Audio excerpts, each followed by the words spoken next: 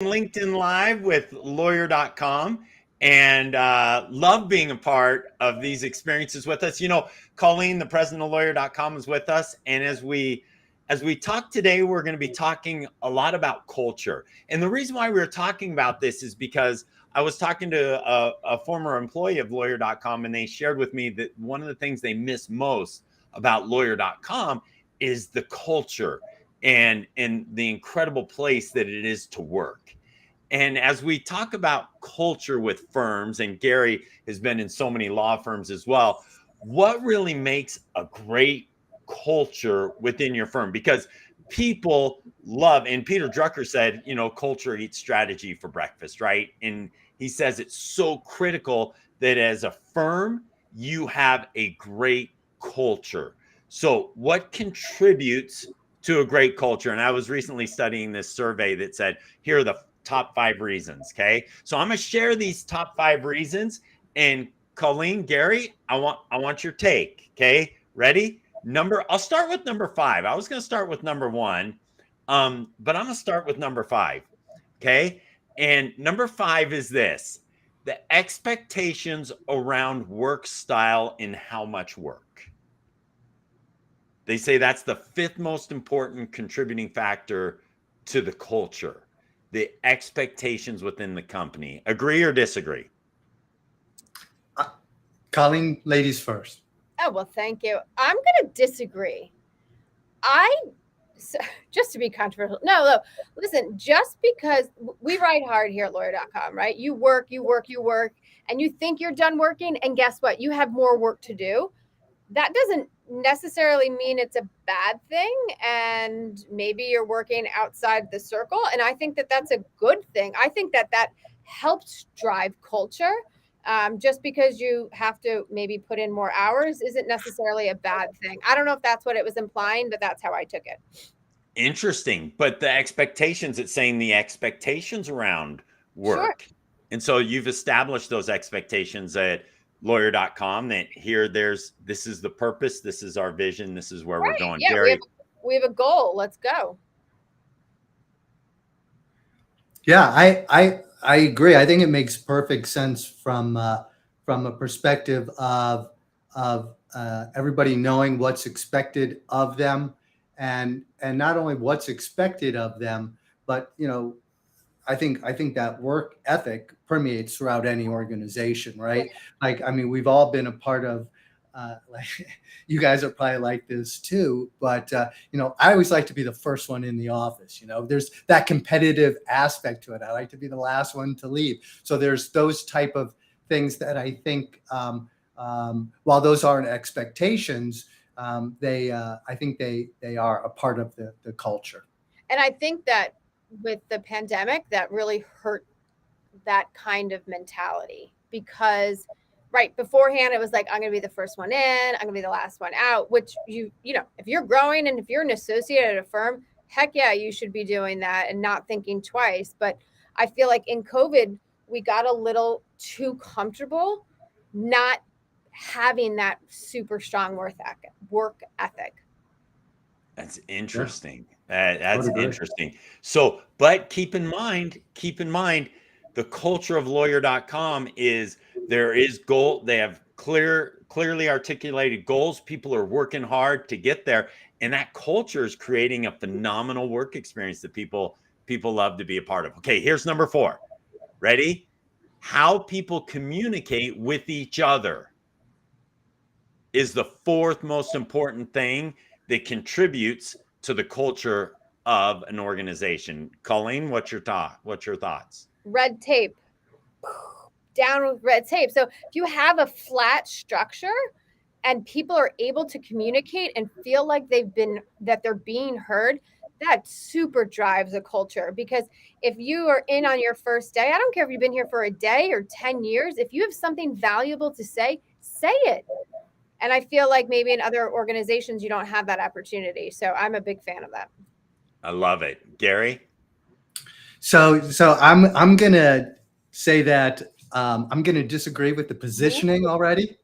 Now, I have no idea what 1, 2, and 3 are, but to me, communication is everything.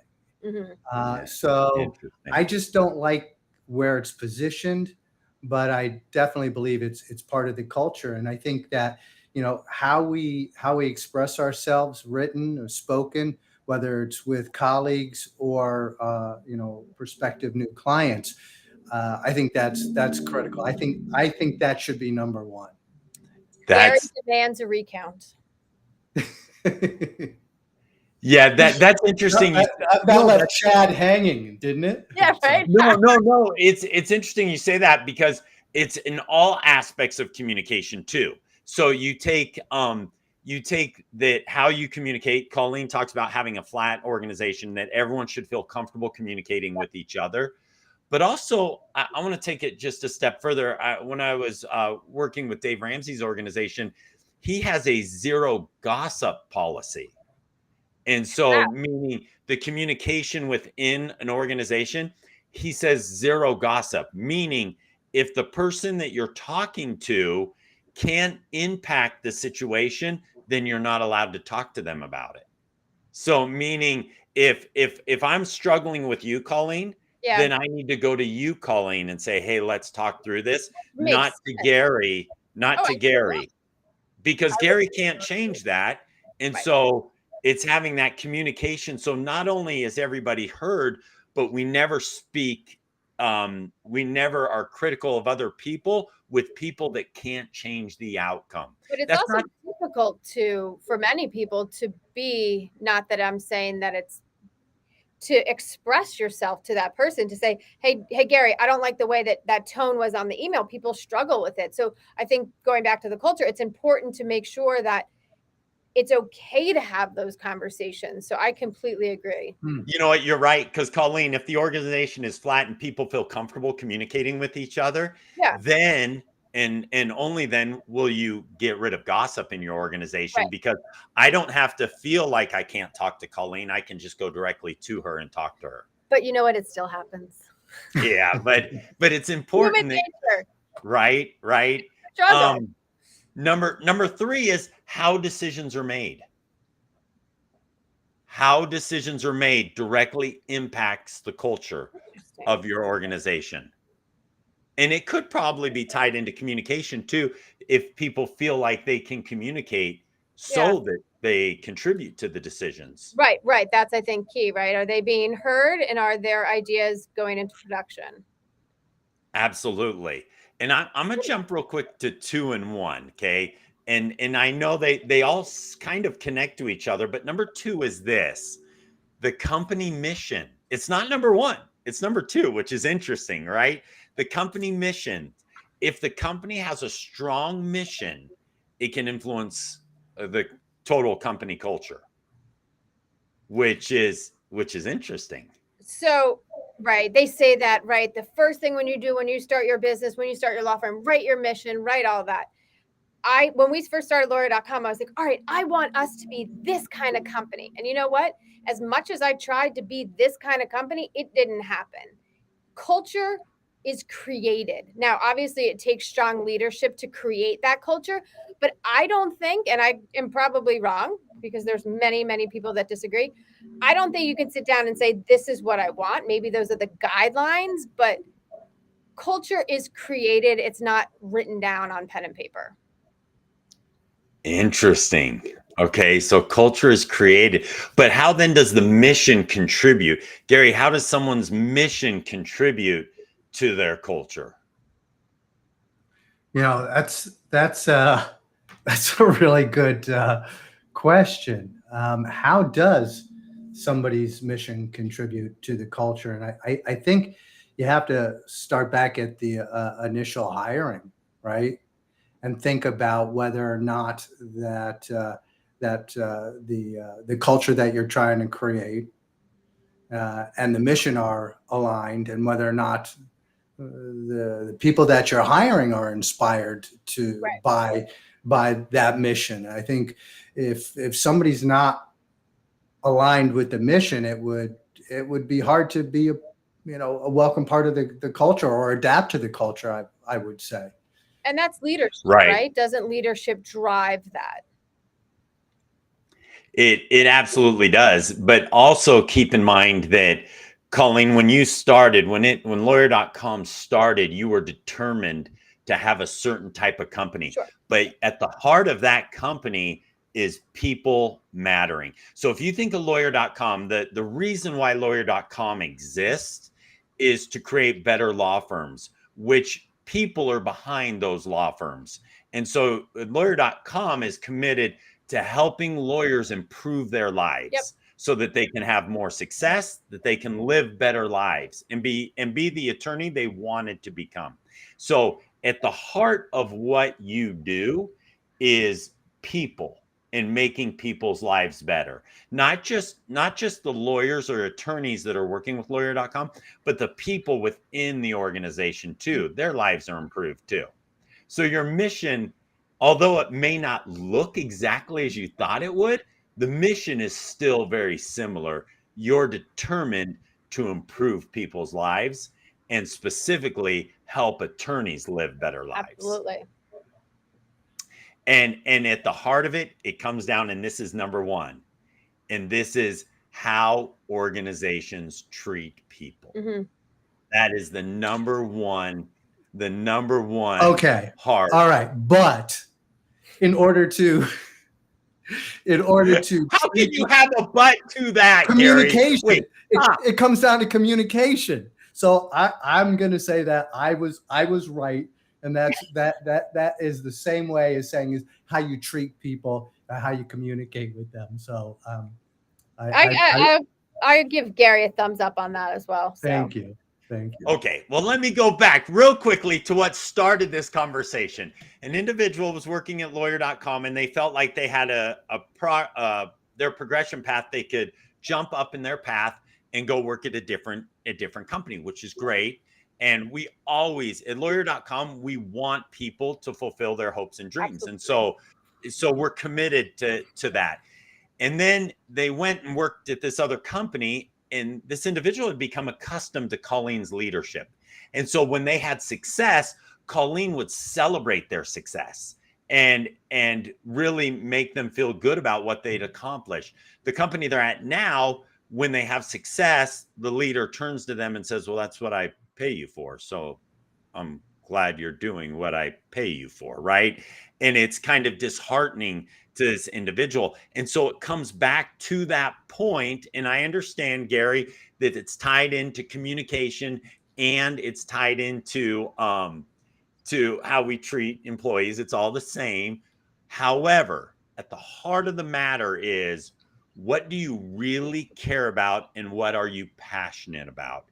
And Colleen, you are passionate about people and making people's lives better. And so if you think about it, and so if you're an attorney and you're sitting here listening to this live and you're going, yeah, people, they're not really my thing. Okay. Then you need to hire a leader like Colleen to do that for you. We were talking with another law firm who this individual, the leader, wasn't really good with people, right? So they hired a director of happiness. Yeah. So that individual could take care. And by the way, this leader is good with this founder of the law firm is good with people, but he just didn't feel like he had the time for that.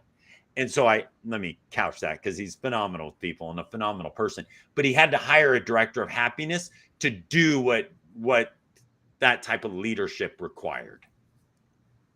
Interesting. I think it's listen, when we started Lawyer.com, prior to this, I was in the entertainment industry. So it was red carpet, swag bags, award shows, you name it. And it was like, okay, let's build out Lawyer.com. And I thought, well, is this going to be boring?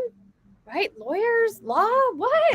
And it's not. So it's really important, no matter your industry, and especially in law where things can be a grind because you are grinding, there's still ways to make it fun, to have little incentives, to take a minute out of your day to send a thank you note or to do something so that your team member knows how much you appreciate them. And it doesn't matter what industry, every industry can be fun. And we are proof of that here. That's exactly right. Every industry can, because you think about it, Colleen goes from the entertainment industry to Lawyer.com, and people are thinking, wait a second, you've gone from working with celebrities to working with attorneys. But as we all know, at the end of the day, attorneys are people, and they are some of the most amazing people Absolutely. you'll ever be around. It's incredible. Gary, you and I were on calls just yesterday with some attorneys, and we were like, oh, these are friends. These are people we really care about and want to see them succeed. And so really evaluate as you think about those 5 things. And Gary wants to just make it one. But as you think about those 5 things and really how you treat your people, and as Gary would say, more importantly, how are you communicating to them? Be intentional about the culture you're creating in your firm and watch what happens. Yeah, you need a culture in your law firm. Absolutely. You absolutely need one, because that it also goes and it plays into retention, right? People are going to leave. Absolutely. People leave all the time, and that's fine. That's just business. But if you create a community where people want to be, they're not going to leave, which means you're going to save money on hiring new people, training, resources, everything. So the work you put up front in creating your culture with your team really pays out in the long run. Absolutely. And by the way, let me just also emphasize the fact that you will have a culture either way. Yes. You will have a culture either way. Yep. It's either going to be a good one or a bad one. Right. And 2, there's negative attrition and positive attrition. And it is okay if someone one day leaves. That's okay. If they go, hey, I've got another opportunity, I think it's a step up. Absolutely. And we love them all along the way. 1,000%. But the reality is, how are they thinking and talking about their experience? Right. And the individual I was talking about was saying, oh, how wonderful is the culture of Lawyer.com and how much they miss it. So be intentional with your culture. Any other parting thoughts as we leave? It's okay to have bad days when you talk about culture, everyone's like, oh yeah, everything's great and wonderful, but it's not. And that's okay. So it's okay if people are mad or if you have high turnover. That doesn't mean that you don't have a good culture. It may not mean that you have the right hire or the right skill set for that role, but it's okay to have turmoil in culture. That's my parting words. Awesome. Gary? Communication is key, Chad. Yes, it is. Number 1. All right. Have an awesome day. We'll see you all. Bye, guys. Take care.